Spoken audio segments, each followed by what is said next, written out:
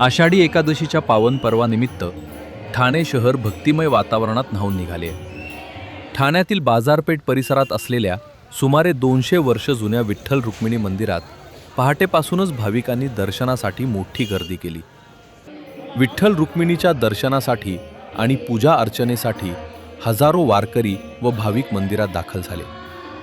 मंदिरात काकड आरती, भजन, कीर्तन आणि नामस्मरणाने संपूर्ण परिसर भक्तिरसात रंगून गेला. दर्शनासाठी आलेल्या भाविकांनी विठ्ठलाच्या चरणी सुख, समृद्धी आणि सर्वांच्या कल्याणासाठी प्रार्थना केली. मंदिर प्रशासनानेही भाविकांच्या सोयीसाठी आवश्यक व्यवस्था केली होती.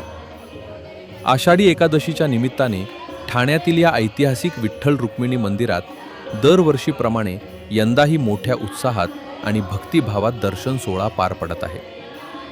याबाबत अधिक माहिती देत आहेत मंदिराचे ट्रस्टी अच्युत पंडित. कृष्णहरी आपलं मंदिर साधारण 208 वर्ष जुनं आहे आणि ठाण्यातील सर्व भाविक वारकरी आणि यांच्या आज सकाळी 5 वाजल्यापासून दर्शनाला रांग लागली आहे. त्याच्या आधी माननीय श्री पवन कदम साहेब यांच्याकडून विधिवत पूजा करण्यात आली आहे आणि प्रसादाचा वाटप चालू आहे आणि भाविक लोक दर्शनाला येत आहेत. संपूर्ण वर्षभर मंदिरामध्ये कशा प्रकारचे कार्यक्रम चालतात, कशा प्रकारे संपूर्ण मंदिराचा कार्यक्रम? आपलं हे विठ्ठल मंदिर म्हणजे वारकऱ्यांचं मेन मंदिर आहे. तर वारकऱ्यांचे साधारण वर्षाला 10 सप्ताह होतात आणि त्यामध्ये खास म्हणजे एक महिलांसाठी मी महाराष्ट्रात एक सप्ताह चालू केला आहे.